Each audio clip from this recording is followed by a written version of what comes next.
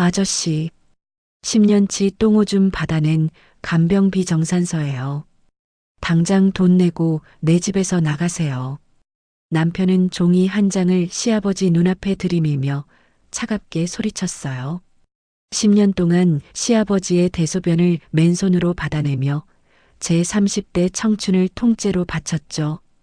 그렇게 지극정성으로 모신 저와 남편을 두고 그래도 집안 기둥은 장남 아니냐며 10년 내내 얼굴 한 번 안 비친 장남에게 알짜배기 재산을 몽땅 넘기고 뻔뻔하게 미소 짓던 시아버지는 남편의 서슬퍼런 일갈에 뒷목을 잡고 휠체어에서 바닥으로 굴러떨어졌는데요.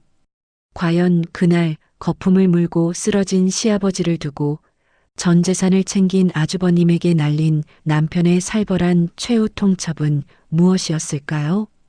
지금 바로 시작합니다. 안녕하세요. 저는 10년이라는 뼈저린 희생 끝에 비로소 제 진짜 삶을 당당하게 되찾은 서지수입니다. 여러분께 제 지나온 시간들을 하나씩 꺼내어 보여드리며 제가 어떻게 그 지옥 같은 늪에서 빠져나와 거대한 성공을 거머쥐게 되었는지 그 치열했던 여정을 들려드리려고 하는데요.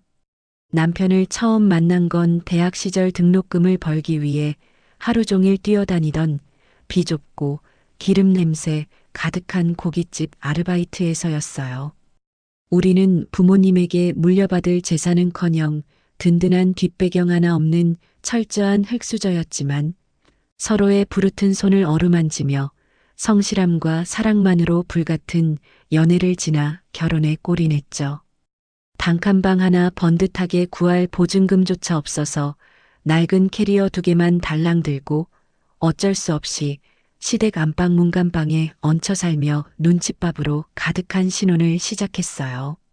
시어머니는 가난한 집안에서 굴러들어온 며느리가 꼴도 보기 싫다며 저를 집안의 모든 굳은 일을 도맡아 하는 식모 취급하며 부려먹으셨죠.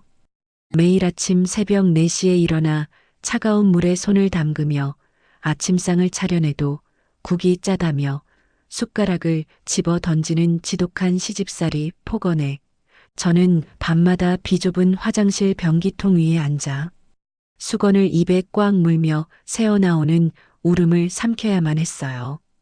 그렇게 하루하루 영혼이 말라가던 그 끔찍한 시간 속에서 유일하게 제 앞에 커다란 방패가 되어주신 분이 바로 시아버지였어요. 하루는 시어머니가 제 얼굴에 뜨거운 국을 뿌리려던 찰나 시아버지가 밥상을 주먹으로 강하게 내리치며 호통을 치셨죠. 불쌍한 애 그만 좀 괴롭히라며 집안이 떠나가라 소리를 지르시는 그 거대한 뒷모습을 보며 저는 하염없이 눈물을 쏟아냈어요. 저를 유일하게 사람 대접해주며 친딸처럼 감싸주시는 시아버지의 크고 따뜻한 품성에 저는 깊은 감동을 받았고 이 크나큰 은혜를 내 평생을 바쳐서라도 반드시 갚겠다고 속으로 수천 번을 굳게 다짐했습니다. 그날 이후로 저는 독하게 입술을 깨물며 남편과 함께 밤낮을 가리지 않고 맞벌이를 뛰며 악착같이 돈을 모았어요. 김밥 한 줄로 하루를 버티고 낡은 운동화 밑창이 다 닳아 없어질 때까지 뛰어다닌 끝에 우리는 마침내 작지만 햇살이 따스하게 들어오는 온전한 우리 명의의 아파트를 장만하여 감격스러운 분가를 하게 되었죠. 새 집에 처음 들어서며 서로를 부둥켜 안고 엉엉 울었던 그날의 기쁨도 잠시 분가 직후 시아버지가 갑작스러운 중풍으로 쓰러지셨다는 청천벽력 같은 연락을 받고 응급실로 정신없이 달려갔는데요. 의식 없이 누워 계신 시아버지를 보며 억장이 무너지는 와중에 시어머니는 더러워서 똥오줌은 절대 못 치운다며 코를 막고 고개를 휙 돌려버리셨어요. 그리고는 뻔뻔하게 쓰러진 시아버지를 구급차에 태우고 갓 도배를 마친 새 아파트인 우리 집으로 당당하게 밀고 들어와 짐을 풀어버리셨죠. 저는 시아버지에 대한 그 깊은 보은의 마음 하나로 반항 한 번 하지 않고 10년이라는 길고도 끔찍한 시간 동안 내 집 안방에서 대소변을 직접 손으로 다 받아내며 30대에 찬란했던 청춘을 고스란히 다 바쳤습니다. 허리가 끊어질 듯 아프고 손목 관절이 다 닳아 숟가락조차 들기 힘든 날에도 시아버지를 진짜 내 친정아버지처럼 깊이 사랑했기에 그 어떤 보상 따윈 바란 적이 없었죠. 하지만 며칠 전 우편함에 꽂혀 있던 두툼한 등기 우편물을 뜯어보고 저는 심장이 발밑으로 쿵 하고 떨어지는 듯한 끔찍한 진실을 마주하고 말았어요. 등기부등본과 세금 내역서에 찍힌 활자들을 읽어내려가던 제 손은 미친 듯이 사시나무 떨듯 떨렸고 눈앞이 새하얗게 전멸하며 다리에 힘이 풀려 그 자리에 털썩 주저앉고 말았죠. 시아버지가 저에게 매일같이 똥오줌을 맡기며 웃음 짓는 그 뒤통수 뒤로 몰래 수십억 원에 달하는 알짜 상가와 본가집 명의를 10년 동안 명절에도 얼굴 한 번 안 비친 장남인 시숙에게 모조리 전부 넘겼다는 기막힌 사실을 알아버린 거예요. 10년 동안 병원비 10원짜리 한 장 안 보태고 전화 한 통 없었던 장남에게 모든 재산을 몰래 빼돌렸다는 그 추악한 배신감은 제 온몸의 피를 차갑게 얼어붙게 만들었습니다. 퇴근 후 현관문을 열고 들어오다 바닥에 널브러진 서류들을 주워든 남편은 종이가 찢어질 듯 꽉 움켜쥐며 휘둥그레진 눈으로 저를 쳐다보았어요. 여보, 이 서류들 도대체 뭐야? 제가 아무 말도 못하고 멍하니 덜덜 떨고만 있자 남편은 서류를 거칠게 낚아채어 내용을 확인하더니 이빨을 바득바득 갈며 소리쳤어요. 이리 줘봐. 아니, 상가랑 본가를 전부 형 이름으로 명예 이전했다고? 남편은 곧바로 거실 휠체어에 앉아 텔레비전을 보며 실실 웃고 있는 시아버지에게 성큼성큼 다가가 어깨를 거칠게 틀어쥐고 분노를 토해냈습니다. 당장 설명해봐요, 아버지.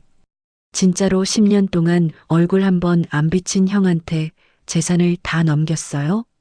시아버지는 눈동자를 이리저리 굴리며 시선을 피하다가 떨리는 입술을 달싹거리며 기막힌 변명을 늘어놓기 시작했어요. 너희는 지독하게 벌어서 번듯한 아파트도 샀잖니. 남편이 기가 막혀 숨을 헐떡이자 시아버지는 오히려 목소리를 높이며 당당하게 턱을 치켜들었습니다. 사업 다 말아먹은 네 형은 내가 안 챙기면 길거리에 나 앉아 죽는다.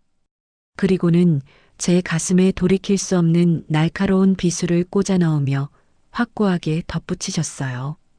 그래도 뼈대 있는 우리 집안 대들보이자 기둥은 장남 아니냐. 그 순간 남편의 얼굴은 터질 듯이 붉게 달아올랐고 목에는 시퍼런 핏대가 툭 붉어져 나왔어요. 남편은 휠체어 바퀴를 발로 거칠게 차버리며 짐승처럼 울부짖었어요. 그럼 지난 10년 동안 당신 똥오줌 다 받아내며 청춘 바친 내 아내는 대체 뭔데?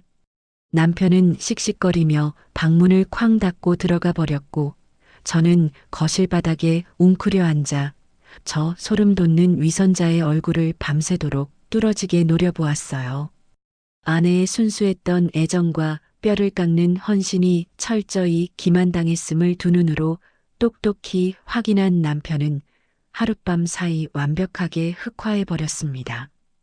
다음 날 아침 해가 밝자마자 남편은 책상에 앉아 펜대를 굴리며 지난 10년간의 모든 간병비와 노동 가치를 수억 원대로 정밀하게 계산한 서류 뭉치를 들고 거실로 걸어 나왔어요. 차갑게 가라앉은 눈빛으로 휠체어 앞 탁자에 그 청구서를 무자비하게 내리치며 남편이 입을 열었습니다. 아저씨, 10년치 간병비 1,000원 한 장까지 다 계산한 청구서니까 지금 당장 똑똑히 보세요. 시아버지가 떨리는 손으로 청구서에 적힌 어마어마한 숫자를 확인하며 숨을 들이켜자 남편은 단호한 목소리로 선고를 내렸습니다. 10년치 돈 당장 토해내고 오늘 당장 내 집에서 나가세요. 그 서늘하고도 잔인한 일갈에 시아버지는 눈을 커다랗게 부릅뜨고 성 안쪽 팔을 미친 듯이 휘저으며 악을 썼어요. 너 지금 하늘 같은 애비한테 그게 무슨 짐승만도 못한 짓이냐? 남편은 코웃음을 치며 경멸이 가득 담긴 시선으로 시아버지를 위에서 아래로 차갑게 내리깔아 보았어요. 애비는 무슨 염치도 없이 남의 귀한 딸 피 빨아먹은 기생충이지. 그 잔혹한 팩트 폭격에 시아버지는 얼굴이 검붉게 달아오르더니 숨을 컥컥거리며 온몸을 비틀었습니다. 아이고 나 죽네. 시아버지는 목덜미를 거칠게 부여잡고 눈동자가 뒤집힌 채 휠체어에서 바닥으로 쿵 하고 고꾸라지며 쓰러지셨어요. 저는 입가에 희미한 냉소를 머금은 채 그 꼴을 그저 차갑고 건조한 시선으로 내려다보며 단 한 발자국도 움직이지 않고 꼿꼿하게 서 있었습니다. 쓰러진 시아버지를 바닥에 내버려 둔 채 남편은 눈물 한 방울 흘리지 않고 몹시 건조하고 기계적인 손놀림으로 119 구번호를 눌러 구급차를 불렀어요. 구급대원들이 다급하게 거실로 뛰어들어와 들것에 시아버지를 싣고 바쁘게 움직였지만 우리 부부는 털끝만한 걱정이나 동요도 없이 팔짱을 낀 채 그 소란스러운 모습을 그저 서늘한 눈으로 지켜보기만 했죠. 응급 환자이니 보호자가 빨리 동승해야 한다는 구급대원의 재촉에도 남편은 주머니에 두 손을 찔러 넣은 채 굳게 닫힌 현관문을 턱짓으로 가리키며 우리는 갈 필요 없다고 차갑게 선을 그었어요. 들것에 실려나가는 그 순간까지도 시아버지는 고통에 일그러진 얼굴로 저를 애타게 찾으며 마른 손을 허우적거렸지만 저는 그 비루한 손짓을 외면하고 싸늘하게 식은 눈빛으로 고개를 돌려버렸어요. 구급차가 요란한 소리를 내며 멀어지는 것을 베란다 창문 너머로 확인하자마자 남편은 주머니에서 휴대폰을 꺼내 10년 동안 전화 한 통 없던 시숙에게 곧바로 전화를 걸었어요. 신호음이 몇 번 울리기도 전에 통화가 연결되었고 남편은 눈을 무섭게 번뜩이며 수화기 너머로 낮고 단호한 통보를 날렸어요. 보호자이자 유일한 재산 상속자인 형이 이제부터 아저씨 대소변 평생 받아내. 전화기 너머로 잠결에 짜증이 잔뜩 묻어나는 시숙의 목소리가 스피커폰을 타고 고요한 거실에 쨍하게 울려 퍼지자 남편은 미간을 깊게 찌푸리며 휴대폰을 쥔 손에 하얗게 뼈마디가 드러나도록 꽉 힘을 주었어요. 시숙은 제가 10년 동안 어떤 지옥에서 살았는지 상황 파악조차 못한 채 오히려 콧방귀를 뀌며 적반하장으로 소리쳤죠. 아버지가 장남인 나한테 재산 좀 준 걸로 지금 삐친 거냐? 그 기막힌 헛소리에 남편은 어이가 없다는 듯 허탈한 헛웃음을 터뜨리며 얼굴을 무참히 일그러뜨렸어요. 남편의 턱관절이 팽팽하게 당겨지는 것을 보며 저는 입술을 꽉 깨물었죠. 시숙은 한술 더 떠서 뻔뻔함의 극치를 보여주는 막말을 아무렇지 않게 쏟아내기 시작했습니다. 장남이 아버지 재산 물려받는 건 당연한 이치지. 남편은 화산처럼 끓어오르는 분노를 억누르며 차갑게 얼어붙은 목소리로 시숙의 말을 단칼에 잘라내며 살벌한 최후 통첩을 날렸어요. 우리는 이제 부양 의무 없으니까 10년치 간병비 소송하려고 법정에서 보자. 남편은 대답도 듣지 않고 통화 종료 버튼을 거칠게 짓눌러 버렸어요. 전화를 끊어버린 남편의 크고 투박한 손을 잡고 우리는 시아버지가 실려간 대학병원 응급실로 무거운 발걸음을 옮겼어요. 병원 자동문이 열리고 응급실 안으로 들어가자 코끝을 찌르는 지독한 소독약 냄새 사이로 링거를 주렁주렁 매단 채 병상에 누워 겨우 의식을 차린 시아버지가 보였죠.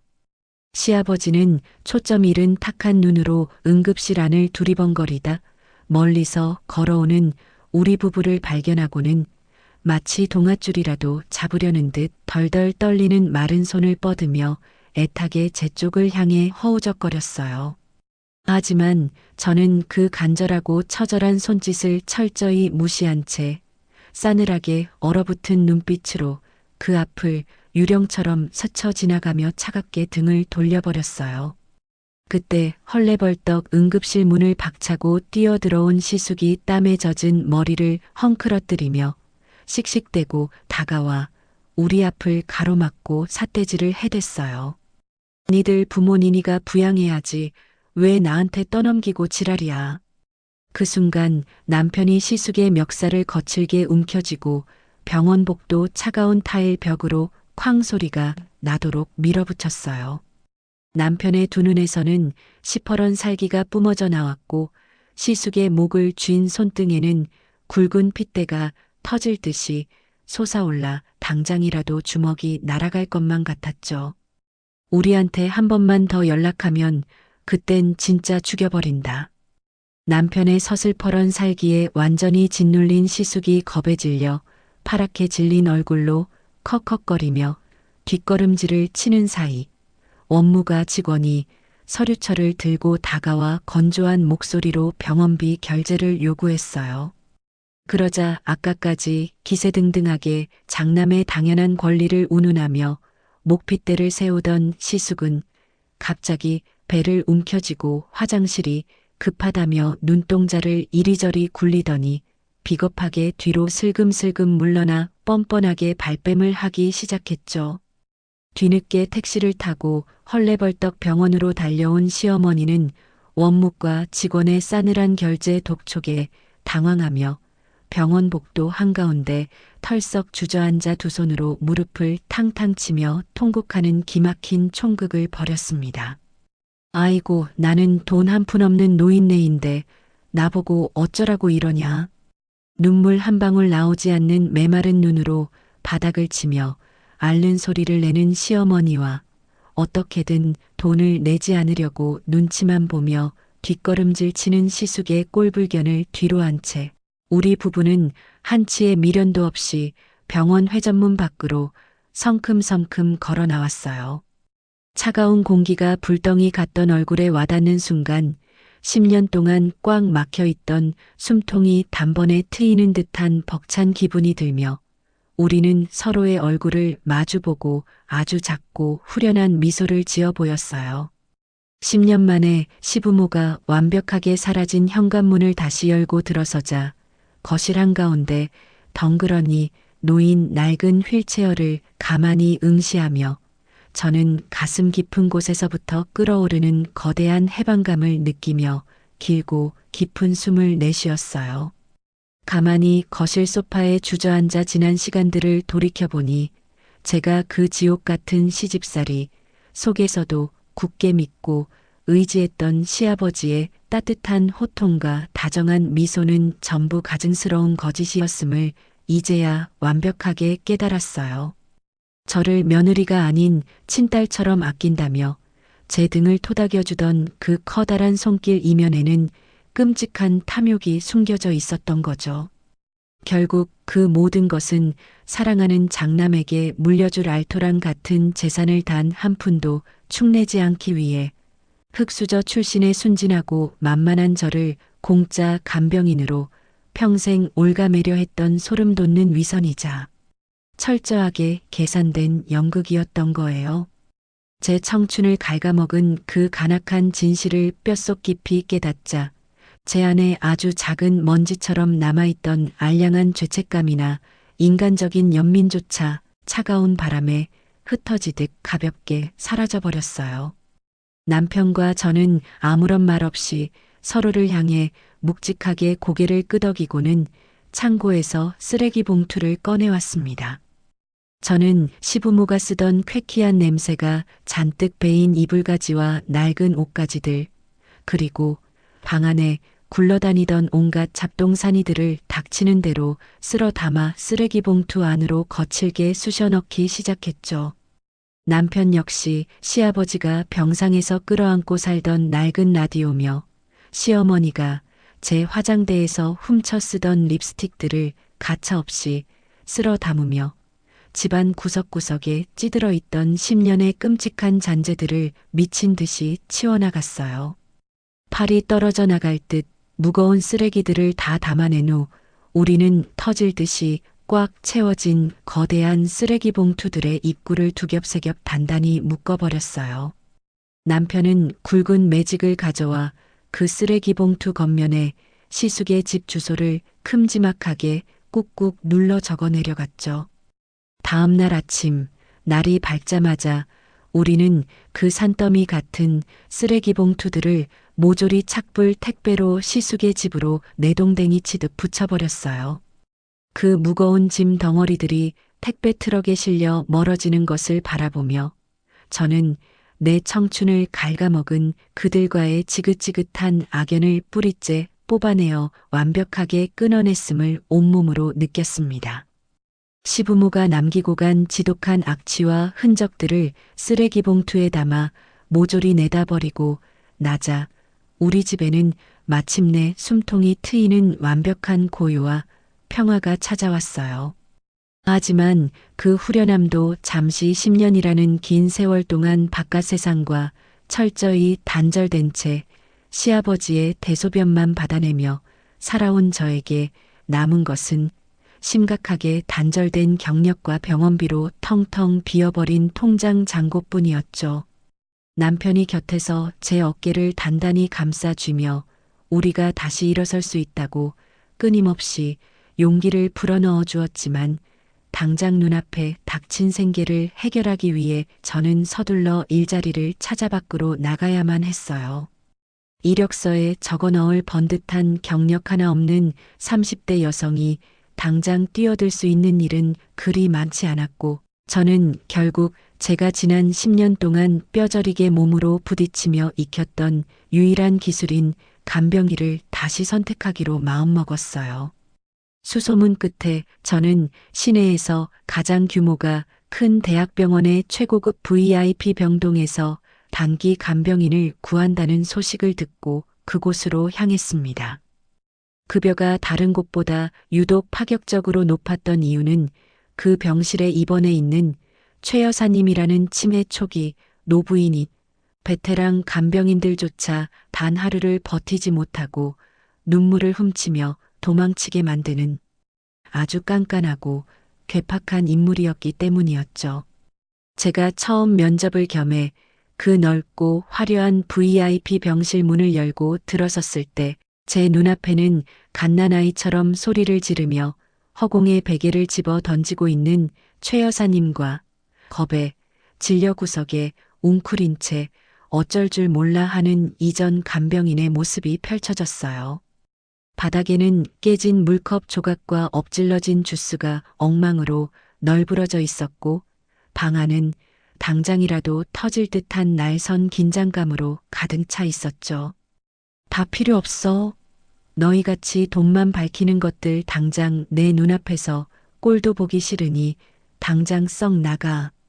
핏발선 눈으로 매섭게 호통을 치는 최 여사님의 서슬퍼런 분노 앞에서 이전 간병인은 결국 울음을 터뜨리며 도망치듯 병실을 빠져나갔지만 저는 조금의 미동도 없이 그 자리에 꼿꼿하게 서서 가만히 상황을 지켜보았어요.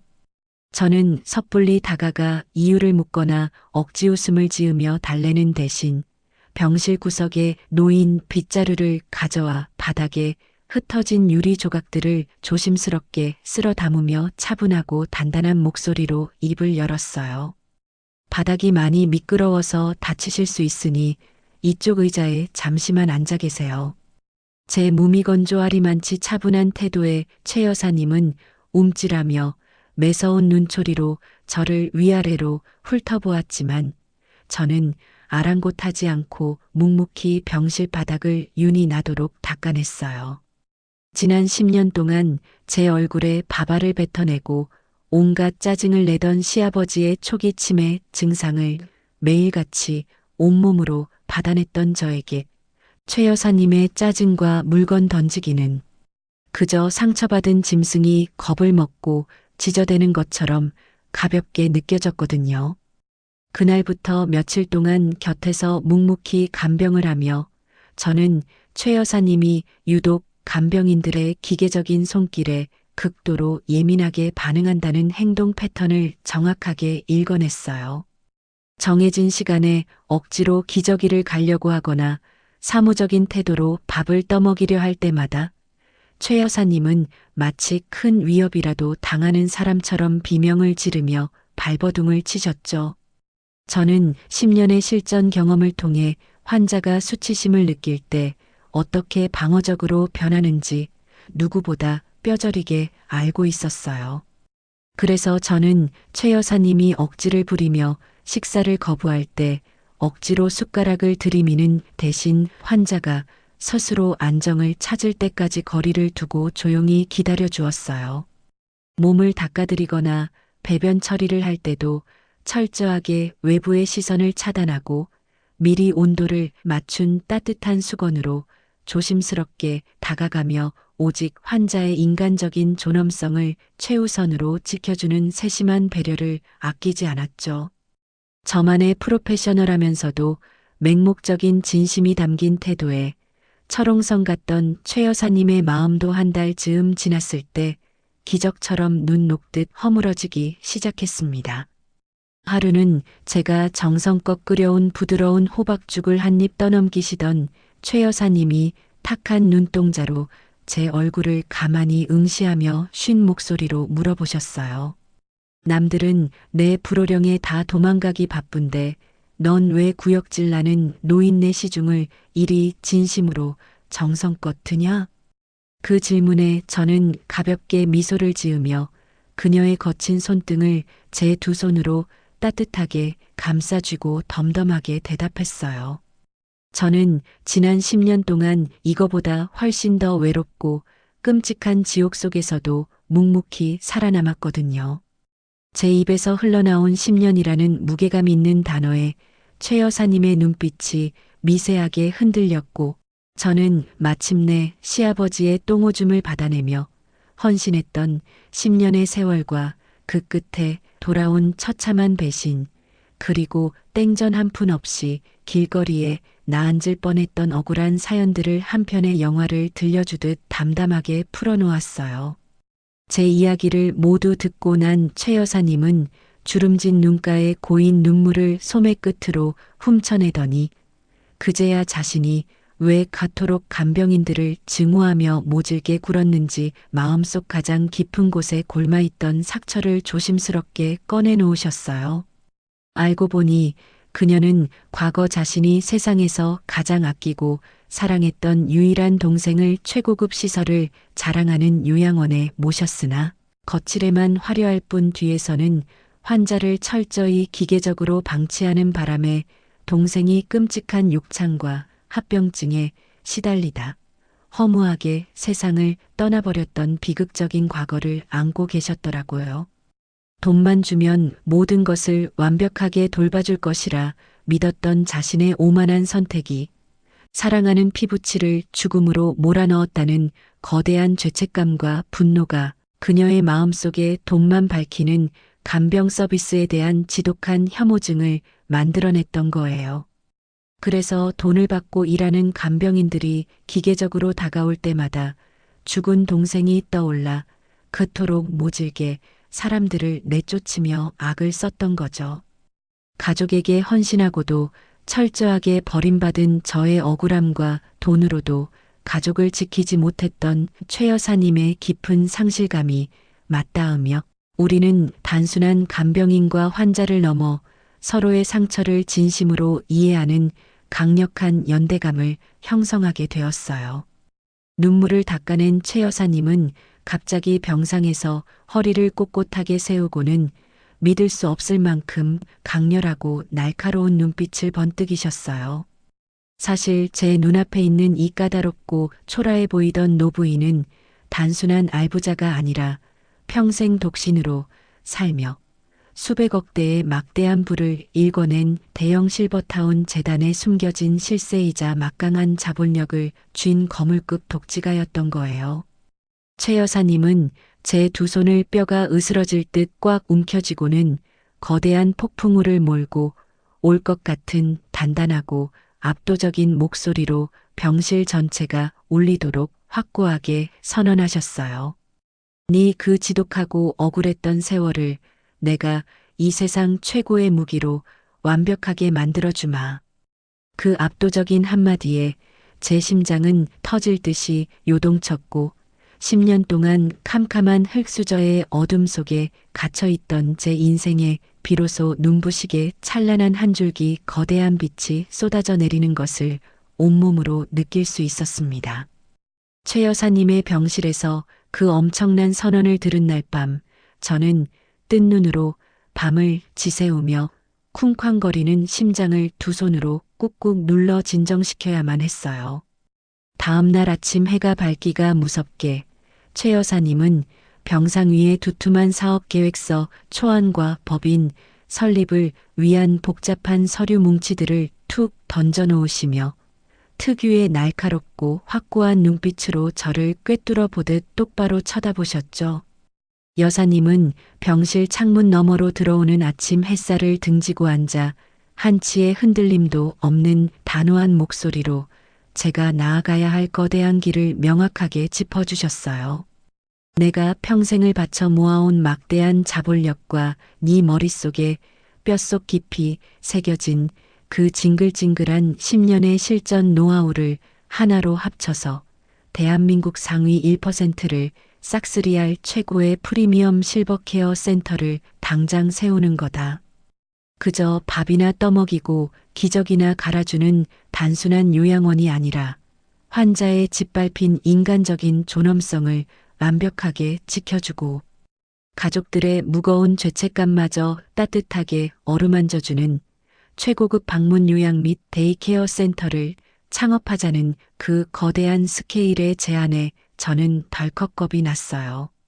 가슴 깊은 곳에서 뜨거운 불덩이가 치솟아 오르는 벅찬 감동을 느끼면서도 동시에 10년 동안 시아버지의 지독한 배설물이나 치우며 좁은 방구석에서 세상과 완전히 단절되어 살았던 제가 과연 한 거대한 회사의 대표라는 막중한 자리를 온전히 감당할 수 있을지 두려움이 앞서 다리가 덜덜 떨렸거든요.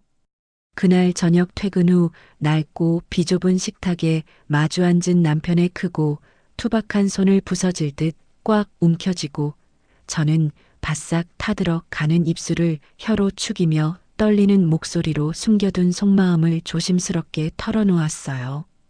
여보, 최 여사님이 정말 내 상상조차 뛰어넘는 어마어마한 제안을 하셨는데 내가 과연 수십 명을 거느리는 대표 자리를 제대로 해낼 수 있을지 덜컥 것부터 나서 심장이 터져버릴 것만 같아.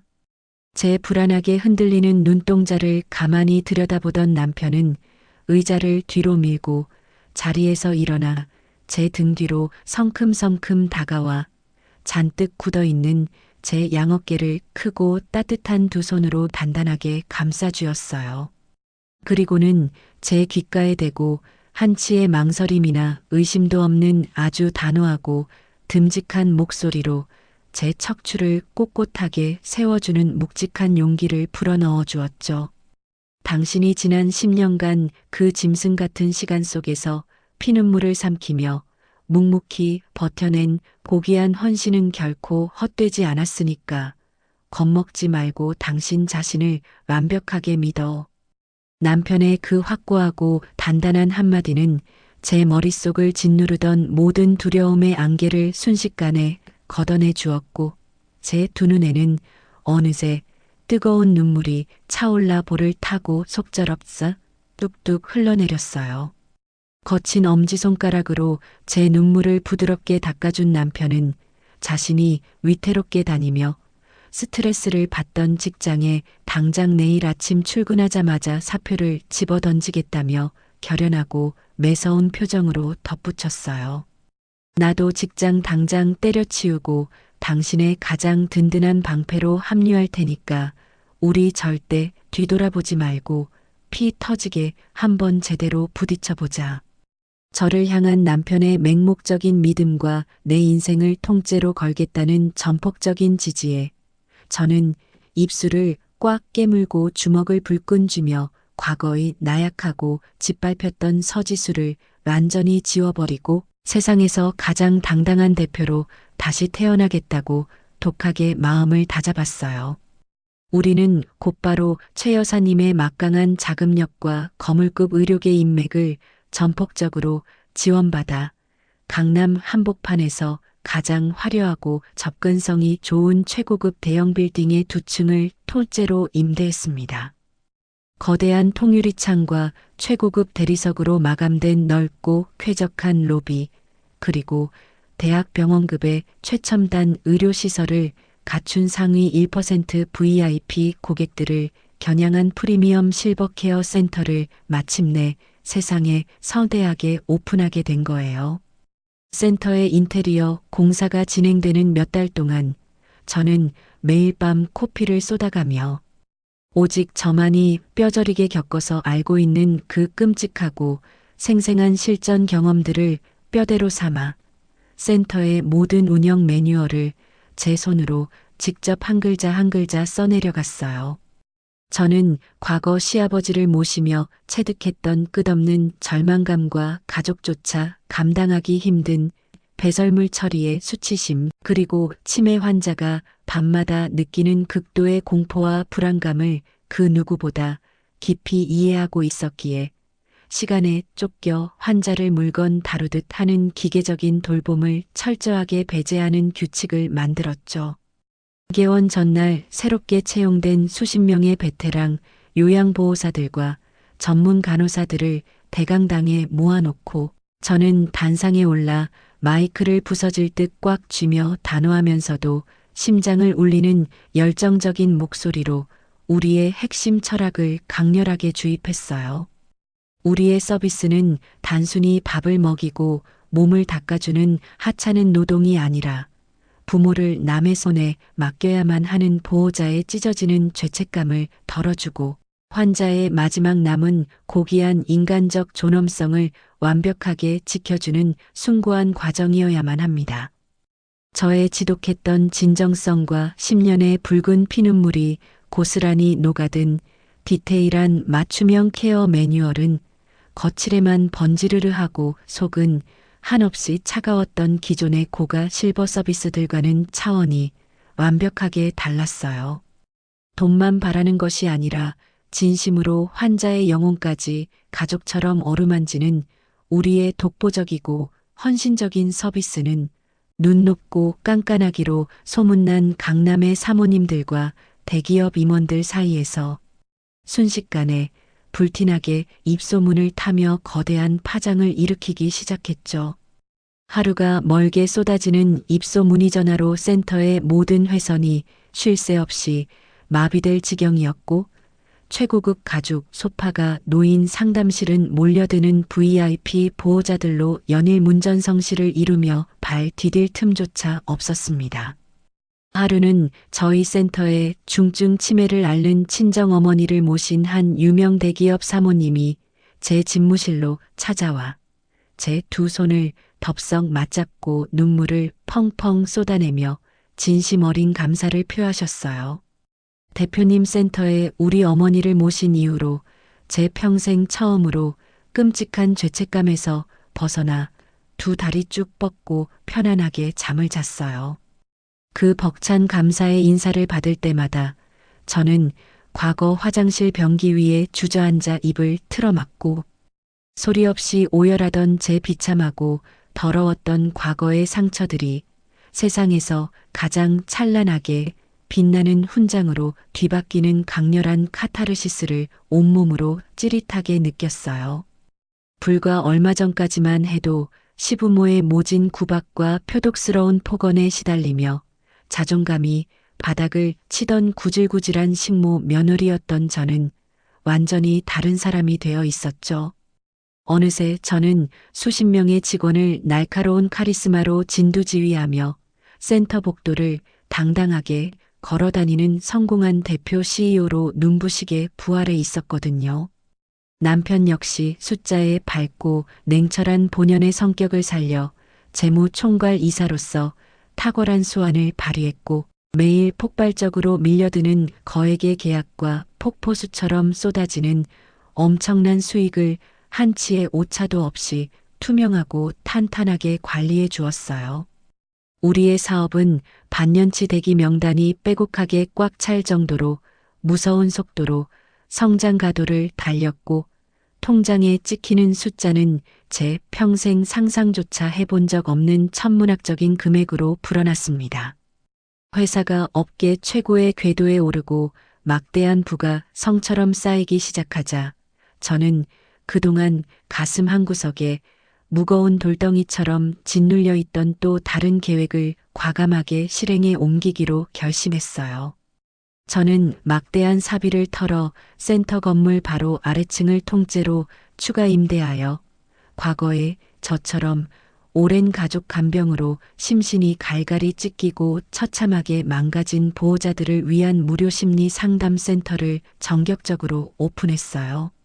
첫 깨어날 밤을 새운 듯 퀭하게 죽어가는 눈빛으로 쭈뼛거리며 상담실 문을 열고 들어온 지친 보호자들을 마주한 순간 저는 지옥불에서 홀로 타들어가던 헐벗고 상처 입은 제 과거의 모습을 보는 것만 같아 가슴이 칼로 베이는 듯한 날카로운 통증을 느꼈는데요. 저는 그분들에게 직접 끓인 따뜻한 허브차를 한 잔씩 두 손으로 건네며 가장 부드럽고 온화한 미소를 지은 채 가슴 저 밑바닥에서 우러나오는 진심을 다해 위로의 말을 건넸어요. 저 역시 가장 믿었던 가족의 모진 배신으로 캄캄한 벼랑 끝에 맨발로 서봤기에 여러분이 매일 밤 느끼는 그 찢어지는 고통과 끔찍한 외로움을 이 세상 그 누구보다 깊이 뼛속까지 이해하고 있습니다. 제 피눈물 나는 경험에서 우러나온 진심 어린 공감과 센터의 막강한 자본이 투입된 실질적인 심리 지원 프로그램은 곧바로 사회적으로 엄청난 반향을 일으켰어요. 각종 경제 전문지와 공중파 방송 뉴스에서는 앞다투어 저를 실버 산업의 패러다임을 완전히 뒤바꾼 혁신적인 CEO이자 진정한 노블레스 오블리주를 온몸으로 실천하는 존경받는 기업인이라며 연일 화려한 찬사를 쏟아냈죠. 저는 더 이상 카메라 앞에서 주눅 들거나 고개를 숙이지 않고 아주 떳떳하고 자랑스럽게 제 얼굴과 목소리를 세상에 알리며 당당하게 인터뷰에 응했어요.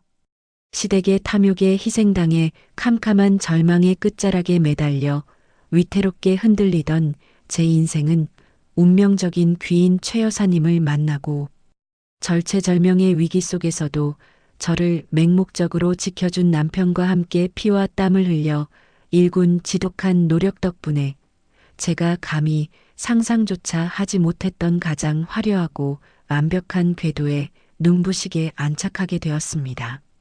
창업이라는 거대한 파도에 온몸을 던진 지 어느덧 3년이라는 치열한 시간이 흐르고 우리 센터는 단 한 번의 흔들림도 없이 어깨를 완벽하게 장악하며 압도적인 1위 자리로 우뚝 섰어요. 수많은 VIP 고객들의 입소문을 타고 폭발적으로 쏟아지는 계약 덕분에 우리 부부의 통장에는 평생 만져볼 수조차 없을 거라 여겼던 천문학적인 액수의 돈이 거대한 산처럼 쌓여갔고 마침내 숨막히는 가난에서 벗어나 완벽한 경제적 자유를 거머쥐게 되었죠. 매일 밤 코피를 쏟아가며 일궈낸 그 눈부신 성공의 첫 번째 결실로 우리는 마침내 꿈에만 그리던 탁 트인 한강뷰가 한눈에 내려다 보이는 강남의 최고급 아파트를 부부 공동 명의로 매입하여 입주하게 되었어요.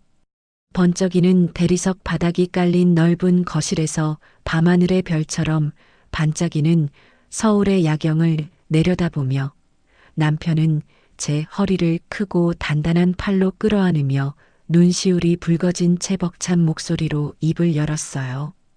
여보, 당신이 지난 10년 동안 남몰래 흘렸던 피눈물들이 이제야 다 완벽하게 보상받는 거야. 남편의 따뜻한 체온에 기대며 저는 지난날의 끔찍했던 상처들이 시원한 거품처럼 산산이 부서져 사라지는 것만 같았죠. 그러게 시아버지 대소변 치우고 변기통 부여잡고 짐승처럼 울부짖던 그 시절이 이제는 전생의 일처럼 까마득하게 느껴져. 제 머리카락을 다정하게 쓸어 넘겨주며 남편은 아주 단호하고 든든한 목소리로 제 귓가에 속삭였어요. 이제 당신 이름이 박힌 이 완벽한 성에서 평생 세상 부러울 것 없는 여왕처럼 당당하게 살아. 그렇게 세상 부러울 것 없는 벅찬 행복을 누리며 하루하루를 보내던 어느 날 오후 센터 집무실에서 서류를 검토하던 제게 실버 어깨에서 가깝게 지내던 지인 원장님으로부터 한 통의 전화가 걸려왔어요. 수화기 너머로 들려오는 지인의 목소리는 잔뜩 상기되어 있었고 저는 서류에서 눈을 떼지 않은 채 무심하게 통화를 이어갔죠. 대표님, 혹시 그 기막힌 소식 들으셨어요? 대표님 시댁 식구들 지금 완전히 쫄딱 망해서 바닥에 나앉고 난리도 아니래요. 저는 손에 쥐고 있던 만년필을 책상 위에 가만히 내려놓고 가라앉은 목소리로 되물었어요. 저는 그 사람들과 연을 끊은 지 오래라 전혀 모르는데 무슨 일이 생겼는데요? 지인은 혀를 끌짓 차며 제가 10년 동안 헌신했던 시아버지와 그 모든 혜택을 가로챘던 시숙의 비참한 몰락 과정을 아주 생생하게 털어놓기 시작했습니다. 아이고, 글쎄, 그 장남이라는 시숙분이 아버님이 물려주신 알짜 상가랑 본가를 몽땅 담보로 잡고 무리하게 코인에 투자해서 묻지마 사업 확장하다가 빚더미에 앉아서 사채업자들한테 쫓겨 야반도주했대요. 저를 벌레 보듯 무시하며 콧대를 세우던 시숙의 뻔뻔한 얼굴이 잠시 스쳐 지나갔지만 제 마음속에는 아무런 동요도 일지 않았어요. 지인은 흥분을 가라앉히지 못하고 시아버지의 충격적인 근황까지 마저 쏟아냈어요. 돈이 다 떨어지니까 글쎄 그 장남이 철거 직전에 학급 요양병원 다인실에 아버님을 쓰레기 버리듯 던져놓고 연락을 완전히 끊어버렸다지 뭐예요. 그 이야기를 듣는 순간 제 뇌리에는 과거 제가 온몸을 바쳐 제공했던 쾌적한 간병 환경을 당연한 듯 누리던 시아버지의 오만한 미소가 스쳐 지나갔어요.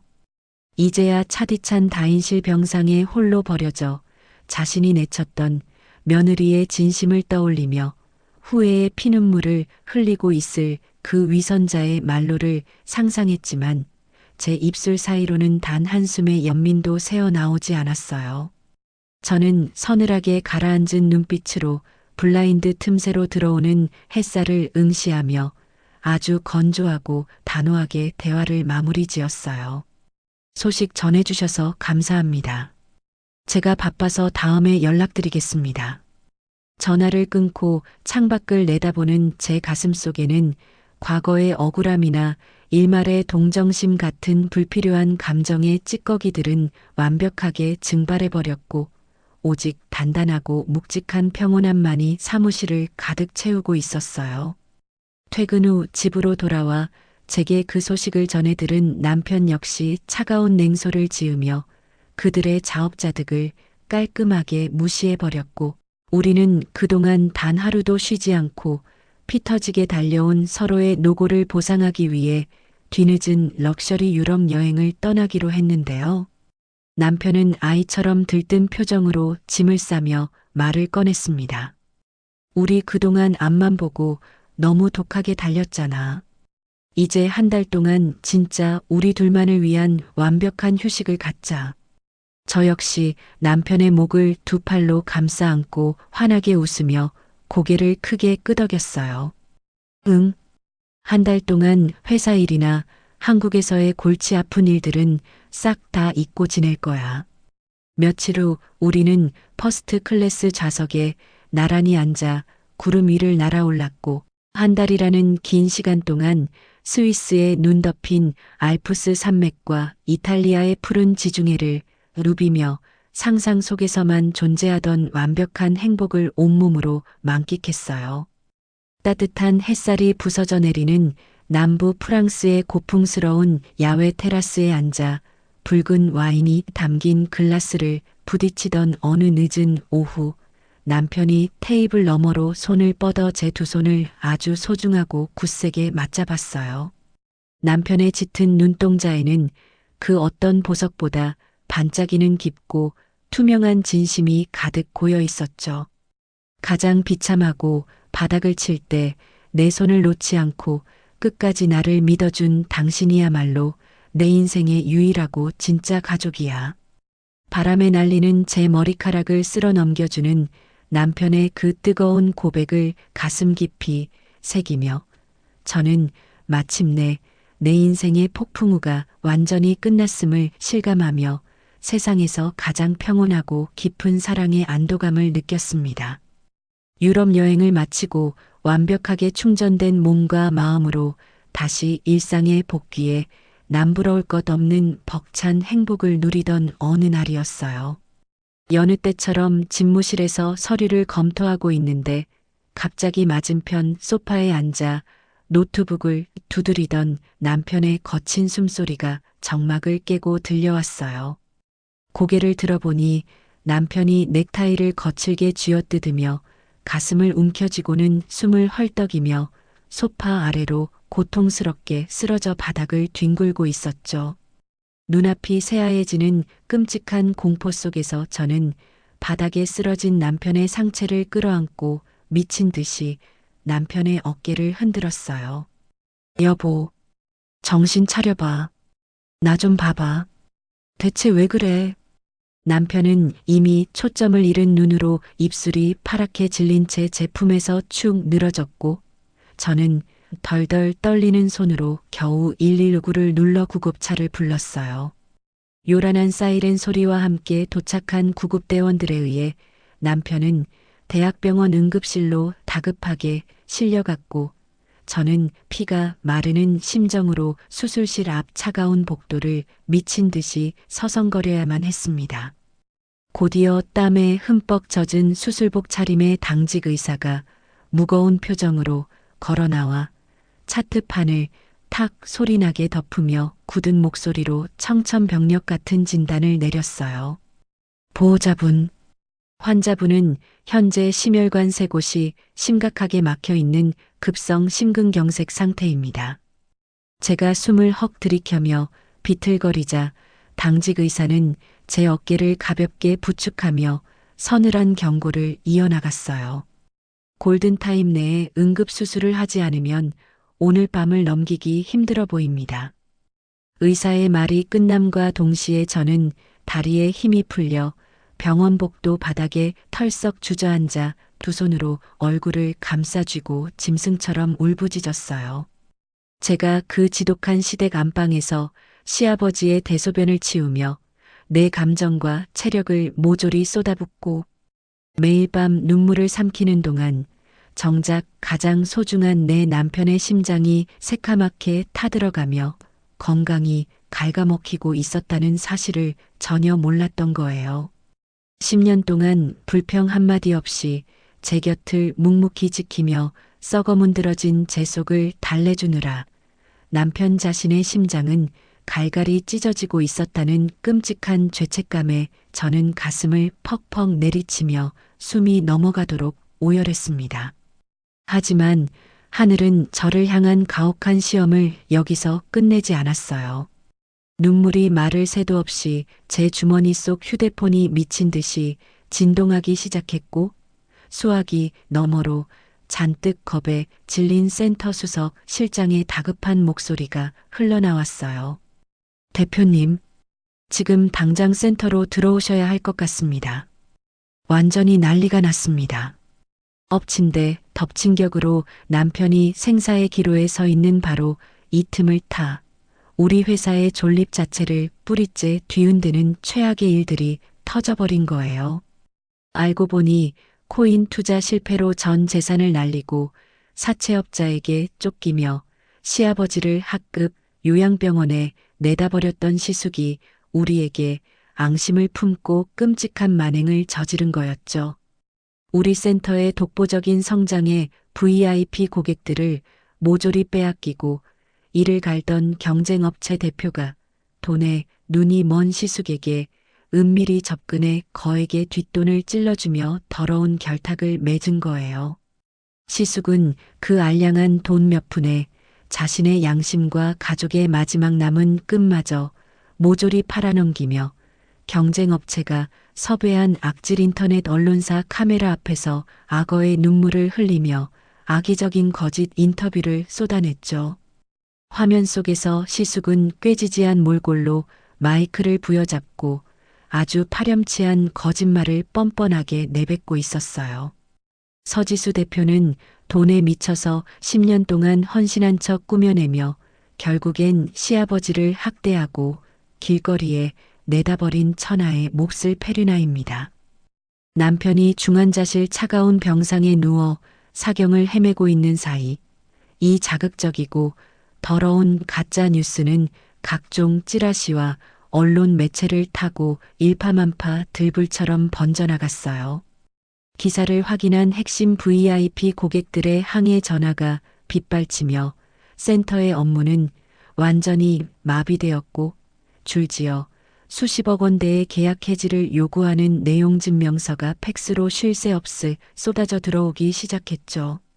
저는 중환자실의 두꺼운 유리병 너머로 온갖 굵은 호스와 생명유지 장치에 의존해 핏기 없이 누워있는 남편의 얼굴을 가만히 바라보며 유리창에 이마를 대고 한없이 무너져 내렸어요. 통장에 찍힌 수백억의 돈과 세상의 화려한 찬사 그리고 피땀 흘려 일군 그 거대한 성공이 당장 내 남편의 숨결 하나 지켜내지 못한다면 대체 무슨 소용이 있나 싶어 다리에 힘이 풀리고 모든 것을 다 포기하고만 싶었죠. 하지만 고개를 떨구고 패배감에 젖어 있던 제 머릿속에 우리 부부가 10년의 지옥을 뚫고 나와 피 터지게 바닥을 기며 일궈낸 우리의 분신과도 같은 센터와 억울하게 날아갈 남편의 피와 땀이 강렬하게 스쳐 지나갔어요. 내가 지금 이대로 주저앉아 엉엉 울기만 한다면 남편의 목숨을 걸고 이룩한 우리의 삶이 저 파렴치한 시숙과 비열한 경쟁업체의 손에 의해 허무하게 짓밟히고 만다는 사실을 뼈저리게 자각하게 된 거였죠. 저는 유리창에 대고 있던 이마를 천천히 떼어내고 주먹을 하얗게 질리도록 꽉 쥐며 볼을 타고 흐르는 뜨거운 눈물을 손등으로 거칠게 닦아냈어요. 저는 유리창 너머로 간신히 숨을 쉬고 있는 남편을 향해 한자 한자 씹어뱉듯 독하게 맹세했습니다. 여보, 이번엔 당신뿐만 아니라 우리가 피땀으로 일군 이 완벽한 삶을 철저하게 지켜낼 거야. 입술을 깨물어 피가 배어 나오는 것도 모른 채 저는 당당하게 어깨를 펴고 굳게 닫힌 병원 복도를 빠져나가 곧장 센터를 향해 매서운 발걸음을 내디뎠어요. 병원 복도를 빠져나오자마자 저는 곧바로 덜덜 떨리는 손을 진정시키며 최 여사님께 전화를 걸어 지금 닥친 절체절명의 위기 상황을 빠짐없이 털어놓았어요. 제 다급한 목소리를 들은 여사님은 일말의 망설임도 없이 막강한 의료계 거물급 인맥을 총동원해 주셨고 저는 우리 법인이 보유한 자금력을 쏟아부어 국내 최고 권위의 심장 수술 명의들로 구성된 드림팀을 한밤중에 긴급하게 병원으로 호출했습니다. 헬기를 타고 도착한 수술팀이 수술실로 뛰어들어가고 수술 중이라는 붉은 불빛이 켜진 굳게 닫힌 문 앞 바닥에 주저앉아 저는 두 손을 모아쥐고 미친 듯이 기도하며 피 말리는 시간을 버텨냈죠. 무려 10시간이 훌쩍 넘어가는 길고도 끔찍한 대수술 끝에 마침내 굳게 닫혀있던 수술실 문이 열리고 땀에 흠뻑 젖은 집도이가 피곤한 기색으로 마스크를 턱 아래로 끌어내리며 기적적으로 고비를 넘겼다는 벅찬 소식을 전해주었어요. 중환자실 유리창 너머로 창백했던 남편의 얼굴에 희미하게 혈색이 돌고 산소 마스크 너머로 규칙적인 숨소리가 새어나오는 것을 두 눈으로 똑똑히 확인하자 제 핏줄을 팽팽하게 조이고 있던 지독한 공포심이 그제야 사르르 녹아내리며 안도감이 밀려왔죠. 남편이 죽음의 문턱에서 확실하게 살아 돌아왔다는 사실 하나만으로도 저는 세상을 다 가진 듯한 거대한 용기를 얻었고 눈물로 얼룩진 얼굴을 찬물로 거칠게 씻어낸 뒤 옷매무새를 칼같이 가다듬고 곧장 비상사태에 빠진 센터로 출근했습니다. 센터 로비에 들어서자마자 저를 향해 카메라 플래시를 미친 듯이 터뜨리며 몰려드는 기자들과 수십억 원의 계약을 당장 해지하겠다며 고성을 지르는 핵심 VIP 고객들로 인해 로비는 그야말로 아수라장이 따로 없었어요. 하지만 저는 그 매서운 질타와 경멸 어린 시선들을 단 하나도 피하지 않고 꼿꼿하게 허리를 세운 채 곧장 대강당 단상 위로 성큼성큼 걸어 올라갔어요. 마이크를 거머쥔 저는 동요하는 군중들을 향해 어쭙잖은 변명이나 눈물 섞인 감성팔이를 하는 대신 제 등 뒤에 설치된 거대한 스크린을 가리키며 빔 프로젝터를 켰습니다. 그 거대한 스크린 화면 위로 제가 지난 10년 동안 매일 밤 코피를 쏟아가며 분 단위로 꼼꼼하게 기록했던 10년치 간병일지와 시아버지의 끔찍한 병원 진단 기록들이 아주 낱낱이 공개되기 시작했어요. 스크린을 가리키며 저는 그동안 시아버지를 모시며 제 온몸의 관절이 닳아 없어질 정도로 헌신했던 명백한 의료 기록과 제가 직접 부담했던 병원 영수증 더미를 장거로 들이밀며 차가운 팩타 폭격을 쏟아냈죠. 혹시나 하는 마음에 제 주머니 속 휴대폰으로 녹음해 두었던 바로 그 파일이었죠. 니들 부모 니니가 부양해야지 왜 나한테 떠넘기고 지랄이야. 대강당 전체를 쩌렁쩌렁 울리는 시숙의 그 추악하고 비열한 목소리가 울려 퍼지자 아까까지 저를 페류나라 손가락질하며 악을 쓰던 사람들은 약속이라도 한 듯 입을 떡 벌리고 경악을 금치 못했어요.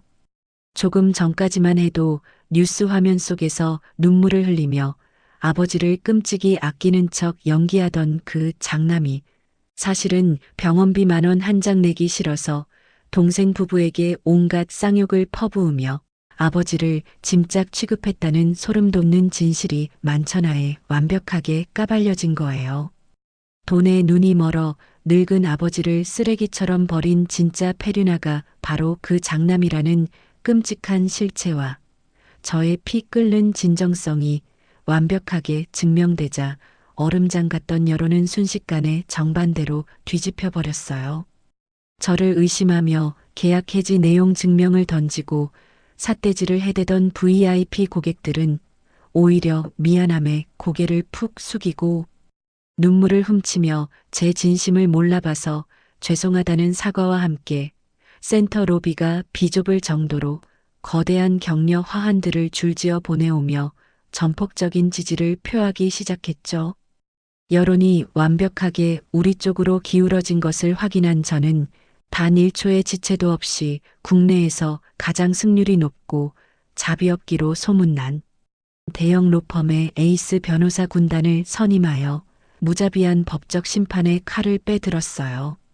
저를 무너뜨리기 위해 시숙에게 뒷돈을 찔러주고 허위 기사를 사주했던 경쟁업체 대표와 뻔뻔하게 거짓 인터뷰를 떠벌린 시숙을 상대로 허위사실 유포에 의한 명예훼손 및 천문학적인 금액의 업무방해 손해배상 청구 소송을 동시에 걸어버린 거예요.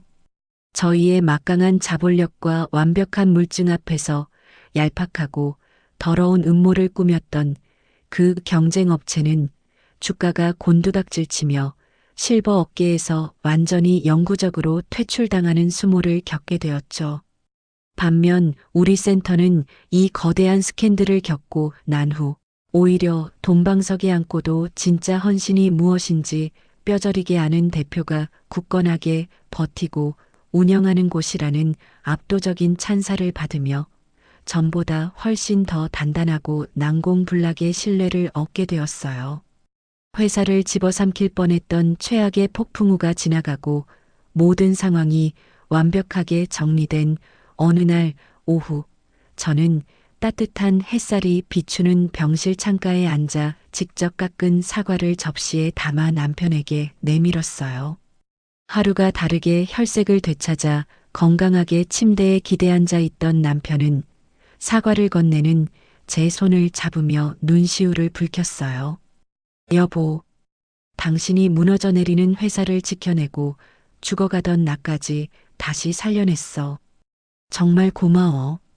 남편의 그 떨리는 고백을 들으며 저는 남편의 넓은 가슴에 얼굴을 묻고 소리 없이 뜨거운 눈물을 흘렸어요. 우리는 이 끔찍하고 잔혹했던 두 번째 위기를 뼈저리게 겪어내며 통장에 찍힌 수백억의 화려한 숫자보다 지금 내 옆에서 따뜻한 체온을 나누며 살아 숨쉬고 있는 이 배우자의 존재 자체가 내 인생의 가장 위대하고 진정한 기적임을 온몸으로 깨닫게 되었죠. 마침내 남편이 마지막 정밀 검사를 무사히 통과하고 제 두 발로 굳건하게 걸어 건강하게 퇴원 수속을 밟던 날 우리는 서로의 손을 아주 단단하게 깍지 끼어 잡고 병원 문을 나섰어요. 늦은 오후에 붉은 노을을 받으며 완벽하게 안전하고 포근한 집 현관문을 열고 들어서던 그 순간 저는 비로소 가슴을 짓누르던 모든 무거운 짐을 완전히 내려놓고 세상에서 가장 평안하고 깊은 숨을 내쉬었습니다. 남편이 죽음의 문턱을 무사히 넘기고 건강을 완벽하게 회복하여 센터 집무실로 복귀해 평화로운 일상을 누리던 어느 여유로운 오후였어요. 따뜻한 햇살이 통유리창을 통해 비춰드는 쾌적하고 화려한 우리 센터 1층 최고급 로비에 갑자기 쾌쾌한 악취를 풍기는 낯익고 초라한 두 남자가 나타나 순식간에 평온했던 공기를 얼어붙게 만들었어요. 놀란 직원들의 연락을 받고 1층으로 급히 내려간 제 시선 끝에는 빚쟁이들에게 얼마나 쫓기고 두들겨 맞았는지 온 얼굴에 시퍼런 멍이 들고 겉옷이 다 찢겨나간 노숙자 꼴의 시숙과 낡아 빠진 휠체어에 구부정하게 앉아있는 시아버지의 비루한 몰골이 들어왔어요. 계단을 내려오는 제 당당한 모습을 발견하자마자 시아버지는 성 안쪽 팔을 허우적거리며 짐승처럼 흉하게 통곡하며 울부짖었어요. 며느라가 내가 귀신에 단단히 씌었었다. 그깟 장남이 대체 뭔지 제발 한 번만 살려다오. 오열하는 시아버지의 그 처절한 목소리에도 제 마음에는 일말의 동정심은커녕 얕은 파동조차 일지 않았고 저는 그저 벌레를 보듯 서늘하게 식은 눈빛으로 그 꼴을 가만히 내려다보았는데요. 그러자 옆에서 눈치를 보던 시숙마저 염치라는 것이 아예 없는 사람처럼 두 손을 싹싹 비비며 구걸하기 시작했죠. 재수 씨 이렇게 큰 부자 됐으니 아버지만이라도 좀 센터에서 걷어줘. 시숙이 제 바짓가랑이를 향해 시커먼 손을 뻗으려는 찰나 제 등 뒤에서 묵묵히 상황을 지켜보던 남편이 성큼성큼 걸어 나와 제 앞을 거대한 태산처럼 막아서며 얼음장같이 차갑고 굳은 얼굴로 로비 구석에 서 있던 덩치 큰 사설 경호원들을 향해 턱짓으로 호출 신호를 보냈어요. 건장한 경호원들이 위압적으로 다가와 그 두 사람의 뒷덜미를 거칠게 잡아채자 남편은 양복 주머니에 두 손을 찔러 넣은 채 서슬퍼런 살기를 뿜어내며 낮고 위협적으로 경고했어요. 아저씨들 10년치 간병비 청구서 아직 유효한데 지금 당장 여기서 결제하실 겁니까? 남편의 무자비한 일갈에 시숙이 겁에 질려 어깨를 움츠리며 파랗게 질린 입술을 달달 떨자 남편은 한치의 자비도 없는 차가운 목소리로 쇠기를 박았어요. 여기서 더 진상 부리면 바로 업무방해로 경찰 부를 테니까 알아서들 꺼지세요.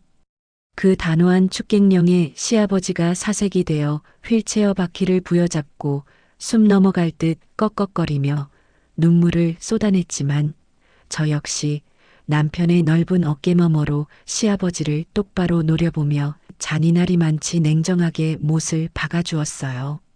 제가 아버님을 순수하게 사랑으로 모셨던 그 10년은 얼굴 한번 안 비춘 장남에게 전 재산을 몰래 넘긴 그날 완벽하게 다 끝났습니다. 저의 흔들림 없는 단호한 거절에 이제 정말 갈 곳이 없어져 다급해진 시숙이 경호원들의 억센 소나기에 붙잡혀 바닥에 질질 끌려가면서도 목에 시퍼런 핏대를 세우며 악을 썼어요. 재수씨 내 사업 망하고 빚쟁이들 들이닥쳤을 때 어머니가 충격받고 쓰러지셨어. 시숙은 체면 따위는 다 내던진 채 콧물까지 흘려가며 자신들이 처한 끔찍한 지옥을 구차하게 털어놓으며 매달렸어요. 지금 난방도 안 되는 반지하에 누워 계시는데 나 혼자는 도저히 감당이 안 되고 어머니도 피눈물 흘리며 후회하고 계시니 제발 한 번만 살려줘. 그 절규를 듣는 순간 저는 과거 남편과 제가 피땀 흘려 장만했던 소중한 새 아파트에 뻔뻔하게 밀고 들어와 10년 동안 저를 하녀이자 공짜 간병인으로 지독하게 혹사시켰던 표독스러운 시어머니 정명이의 얼굴을 떠올렸어요. 며느리에게 삿대질을 해대며 모진 폭언을 일삼던 그녀가 결국 자신이 그토록 물고 빨며 애지중지하던 장남에게마저 버거운 짐 덩어리 취급을 받으며 얼음장 같은 반지하 방에 비참하게 방치되어 죽어가고 있다는 그 통쾌하고도 구차한 자백은 제 가슴속 응어리를 완벽하게 박살내주었죠. 저는 입가에 희미하고 서늘한 조소를 머금은 채 허공에 손을 허우적거리는 시숙을 향해 턱을 치켜들고 아주 또렷하고 차가운 목소리로 선고를 내렸어요. 전 재산 다 물려받은 훌륭한 장남께서 알아서 모시시고 저희는 부양 의무 없는 남이니까 2번 다시 찾아오지 마세요. 제 마지막 선언이 떨어지기가 무섭게 경호원들은 짐승처럼 울부짖는 시아버지의 휠체어와 발버둥 치는 시숙을 마치 쓰레기 짐짝처럼 거칠게 질질 끌어 센터의 무거운 유리문 밖으로 매몰차게 내동댕이 쳐버렸어요. 밖으로 쫓겨나 차가운 길바닥에 나뒹구는 그 2사람의 처참하고 비루한 뒷모습을 통유리창 너머로 가만히 지켜보며 저는 제 마음 한구석에 아주 얇고 질기게 달라붙어 있던 씁쓸한 상처의 마지막 잔해마저 바람에 날리는 먼지처럼 깨끗하게 소멸해버리는 것만 같았습니다.